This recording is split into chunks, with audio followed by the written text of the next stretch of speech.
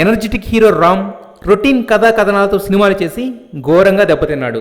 కథా కథనాలను నమ్మి ఇమేజ్ను వదిలి చేసిన నేను శైలజ బిగ్గెస్ట్ హిట్గా నిలవడంతో తరువాతి సినిమాలు కూడా జాగ్రత్తగా ప్లాన్ చేసుకున్నాడు.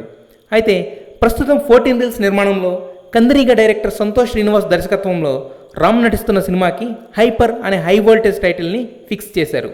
ప్రతి ఇంట్లోనూ ఒకడుంటాడు అనేది ట్యాగ్ లైన్. రాశి ఖన్నా హీరోయిన్గా నటిస్తున్న ఈ సినిమా రామ్ సక్సెస్ రైడ్ని కంటిన్యూ చేస్తుందని యూనిట్ మెంబర్స్ అంటున్నారు. దూకుడు వంటి బ్లాక్ బస్టర్ హిట్ని అందించిన ఈ బ్యానర్ కూడా కృష్ణగాడి వీరప్రేమగాథతో మళ్ళీ హిట్ ట్రాక్లోకి వచ్చింది. అందుకే మాస్ ఎంటర్టైనర్ అయిన హైపర్పై మార్కెట్లో హై ఎక్స్పెక్టేషన్స్ ఉన్నాయి. Actually I don't want this marriage. అయ్యా ఎందుకు? మనోడు సీరియస్ లేడు లైఫ్లో, అయినా మనోడు ఎదగాలంటారు కొంచెం. ఏం ఎదగాలన్నా?